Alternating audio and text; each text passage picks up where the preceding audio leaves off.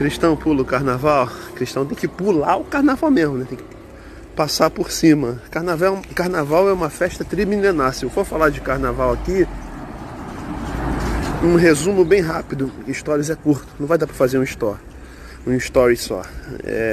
Carnaval tem a origem trimilenar. Começa no Egito, passa pela Grécia e depois passa por Roma. Em Roma tem 3 festas que celebram o carnaval. Depois a gente tem carnaval ali na idade da Igreja Católica, estabelecimento da Quaresma, 1091, por aí. Depois você tem o carnaval na Idade Média, depois o carnaval da época vitoriana, sociedade ali do século XIX.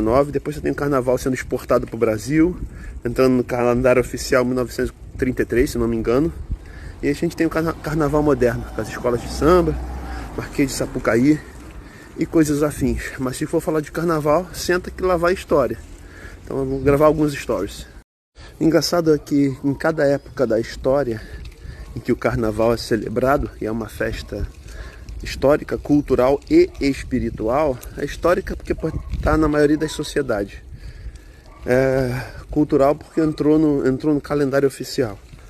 E é espiritual porque por cada sociedade, cada nação que passou, um deus foi adicionado, um deus pagão.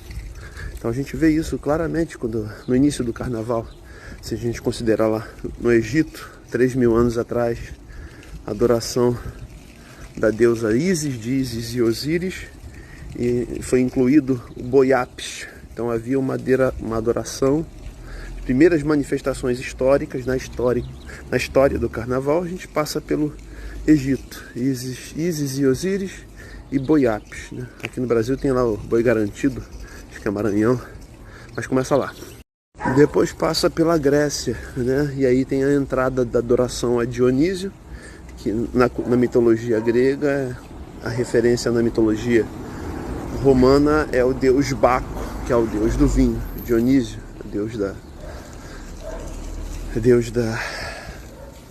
da vindima. E é na Grécia que surge ali a primeira referência a Momo, que é outro deus grego, deus da galhofa e do achincalhe. E aí entra esse personagem Momo na história do carnaval na Grécia. E na Grécia é muito fortalecido.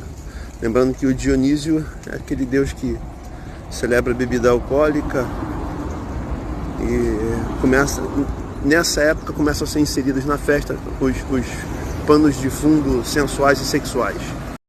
Depois de ser celebrado no Egito e na Grécia, é a vez de Roma receber a festa do carnaval. Em Roma tem 3 expressões populares, né, que são traduzidas pelo carnaval. As Saturnálias ou Saturnais, que era adoração ao deus Saturno. As Lupercais, que era depois das Saturnálias, depois da primeira expressão. E a adoração ao deus Pan, ao destruidor de lobas, aqueles dois, que é Rômulo e Remo, que é alimentados pela loba, se eu não me engano, mas tem esse pano de fundo. E por último ali a adoração a Iabaco, que é um deus romano, é o Dionísio da Grécia. E aí entram ali o vinho, como já era na Grécia, né? O vinho e o pano de fundo sexual, sensual. Mas é em Roma que entra pela primeira vez. Na Grécia entrou lá o Momo, em Roma entrou o carrum navalis, ou um carro naval, que era uma espécie de navio com roda que atravessava toda a cidade, né? Daí vem a primeira expressão carnaval. Não é uma expressão católica, né? Levar a carne, como a gente acredita. Isso foi mais para frente. Lá atrás, a primeira expressão do carrum navalis foi no carnaval romano. Adoração a Baco. Também, a festa é também conhecida como Bacanal, que no nosso contexto aqui latino a gente sabe o que significa. Mas é em Roma que toma a maior proporção. Em Roma que tem o maior crescimento, a maior adesão popular, o carnaval. Em 321 tem a conversão do imperador Constantino, a pseudo-conversão, né? Roma se torna católica, se torna cristã, entre aspas. 476 você tem o fim da Antiguidade, início da Idade Média. E aí mais ou menos 1090, 1050, 1090 você tem o estabelecimento da Quaresma, que eram os 40 dias que antecedem a Semana Santa e a Páscoa. Então eram 40 dias de santificação.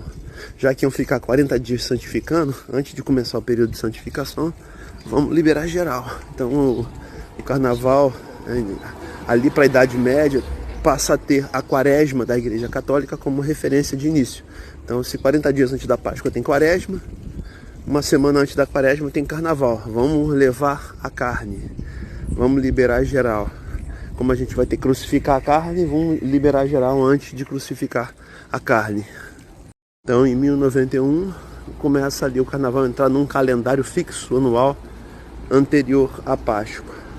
Aí você tem ali a sociedade vitoriana, você tem expressões do Carnaval, principalmente na França, e no final do século XIX você já tem expressões em Toronto, no Canadá, você tem expressões de Carnaval em New Orleans ou Nova Orleans, nos Estados Unidos, você tem expressões de Carnaval em Nice, na França, e aí o Brasil começa a importar essa desgraça, começa a entrar no nosso calendário em 1933, entra no calendário oficial do Brasil. Mas é só ali na final da década de 80, se eu não me engano, que ele é oficializado, passam a dar a chave para o MoMA, a chave da cidade. Aí o que é o Carnaval hoje? É uma festa cultural, é uma festa, está no calendário da cidade, é uma festa milenar, mas tem todos esses elementos. Adoração a deuses pagãos, com certeza. A construção de carros, que são um instrumento cultural e folclórico, vamos dizer assim, né? Os carros alegóricos. Mas se você pegar em todas as civilizações que adoravam deuses estranhos, você encontra esse tipo de expressão. Adoração a Baco, deus do vinho, é onde mais se tem acidente de trânsito, onde mais se tem gente alcoolizada causando mortes, onde parece que a desgraça está solta, né? A desgraça do alcoolismo está solta. Você tem adoração ao Baco, do outro ponto de vista, que é as bacanais, que é liberar geral, ninguém é de ninguém, afinal de contas o ano inteiro a gente é sério, vamos liberar geral no Carnaval. Você encontra tudo isso, né? Gente se embebedando, gente transando adoidado, adultério, traição, destruição de casamento, gente engravidando de desconhecido, aumento do consumo de barbitúricos, psicotrópicos, de substâncias proibidas, de droga, de tudo isso. Onde é que isso tudo acontece? Carnaval. Então é a festa onde se é permitido liberar geral, afinal de contas é Carnaval. Tem um pano de fundo espiritual, é claro, não precisa nem ser espiritual para discernir isso. Só você olhar um pouquinho para a história. Agora, tem um pano de fundo cultural. É um tempo que os cristãos se desviam, sob a tutela de descansar um pouco. E o que a Bíblia diz sobre isso tudo? Dizendo-se sábios tornaram-se loucos. Acho que é Romanos 1. Que ele fala que transformaram a glória do Deus invisível, a imagem de ave, quadrúpede, réptil. Você começa a adorar mais a criatura e a obra da criação do que o próprio Criador. Então essa é uma festa que tem tudo para te afastar do Criador.